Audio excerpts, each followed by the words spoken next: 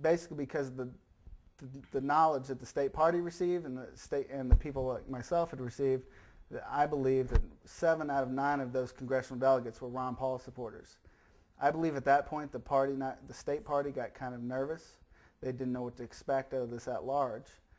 My point of view is that Ron Paul would have got 22 out of 22 of those at-large delegates, and I believe that the state party had that point of view as well.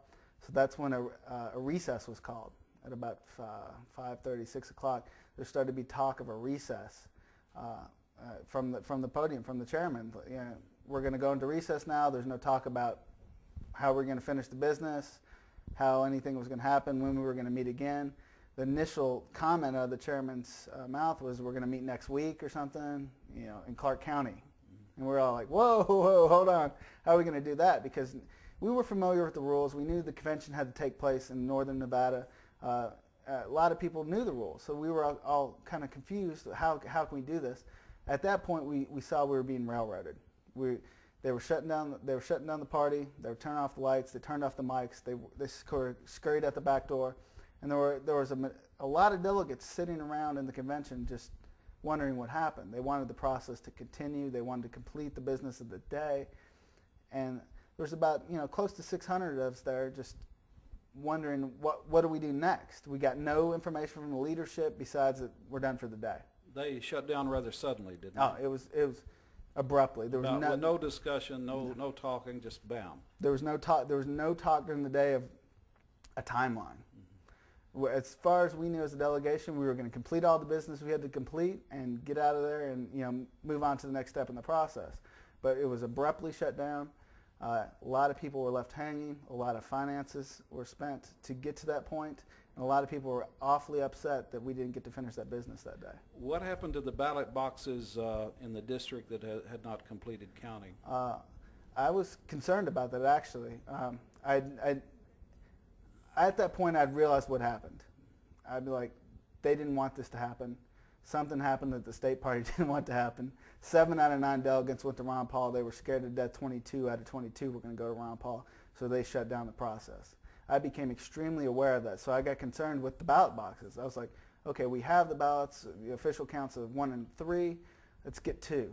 So myself and a friend, we went back and we went to the counting room for 2, and we saw them shuffling the box together, shoving it all in a box, and they're sort of like a linebackers, going through the line with Beverly Willard in the middle holding the ballots. They said we're going to go put these in the safe. We were like, hold on, we're still trying to have a convention here, because we were trying to see if we had a quorum. We were seeing if we could continue the convention, because we had a large number of delegates who still wanted to participate in the process, and we didn't want them taken off of the ballots. We were unable to stop them from taking the ballots. Like I said, they kind of set up like a linebacker through the line type of thing to get the ballots to the safe. Now, it's been about 4 months since that convention. Were those ballots ever counted, to your knowledge? I have no knowledge if those ballots even made it to the safe or what happened. What happened to those ballots? We were just told they were placed in the Peppermill safe.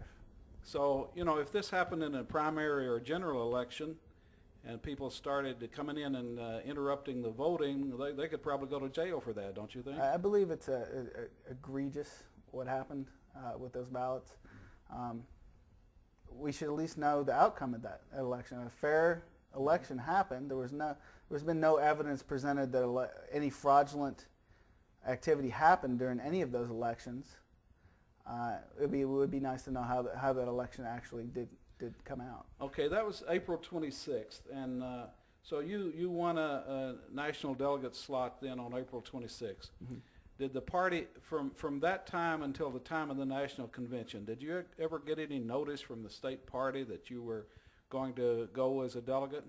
I never had any acknowledgement from state party leadership, county leadership, Republican leadership about that election. I was kind of concerned because I had worked hard to get to that point. Precinct walking, participating in the process, educating people about the Republican Party views. And I was proud that I got to that point and I was elected as a national delegate. I was excited. And then I was kind of left hanging. I was like, the last thing I heard is we're going to meet next week. Next week never happened. Next month never happened. 2 months later never happened. So I was kind of concerned, why isn't someone contacting us? Why isn't someone telling me about my status as an elected national delegate? Because as far as I knew, that election was completed by the rule book, by the rules of the convention, by the rules of the Republican National Committee. I was an elected national delegate. Is it your impression that the McCain campaign was closely involved in the shutdown and the illegitimate handling of that convention? I believe they had a strong part to play in it. Like I said before, the tone of the convention was to unanimously support John McCain as our presidential nominee. There was no room for sort of dissent in that process or to even have an opinion otherwise. At the state convention, there were staffers for the McCain campaign, of course, working the crowd, doing speeches, things like that. During the part directly before the convention was abruptly shut down, there was one McCain staffer that was actually going around saying, "We're leaving. We're going to try to leave and quarter this convention because the Ron Paul people have taken it over." And I wasn't privy to the conversation. It's secondhand, it's word of mouth, but from a person I trust. This person was telling everyone to leave, and I heard it from several different people as well.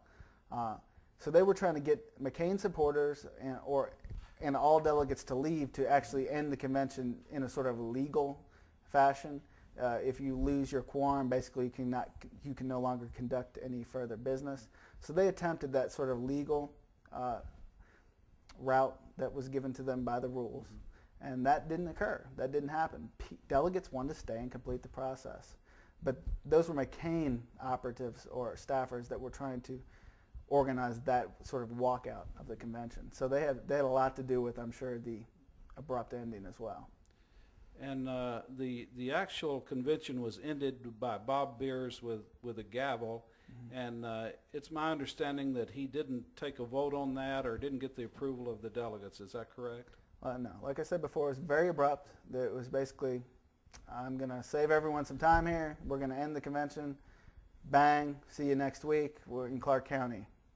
And we were like, what? People got very, shock, a big shock. A lot of people got aggravated, Ron Paul people especially, but other delegates that I've never met before, never seen before. They're like, I came all the way here from Clark County, and we're not going to finish business today. They'd been to conventions before where you always finish business. I had very strong conversations with a lot of delegates, like, what just happened here? They were confused. It was a very awkward situation to be put in by our state leadership. And again, our leadership wasn't present to give us any guidance. We were all kind of left hanging. Admit it, okay, it was done, we ran out of time, stick around, let us know what happens next type of thing. That didn't happen. Basically, it was a quick exit out the back. I understand that Sue Loudon left immediately as soon as the gavel went down. Is that right? I believe in the convention, the way it was laid out, to the leadership level, people were kind of off to the right side of the stage. Those seats were empty as Bob Beers was doing the gavel. So they had already left the convention main floor area. They didn't leave the building by any means. The people that left kind of hung out in the wings, the count rooms on the side, so the powder rooms on the side of the main convention hall. So they didn't really leave. They were just trying to give the impression that business is done today, everybody go home. And it worked. Okay. A lot of delegates left. They had no instructions otherwise besides to leave. Okay, let's go forward in time to the National Convention. The National Convention was held in St. Paul. And tell us how you actually, since the state party apparently didn't want you to be a delegate, how did you finally get approval? Well, there was a contest committee or something like that, wasn't there?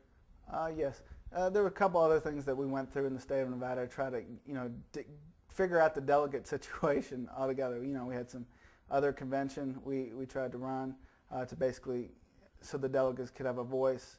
We tried to communicate with the state party to, see how the delegate process was going to take place. The state party actually attempted to have another convention, but delegates didn't reply.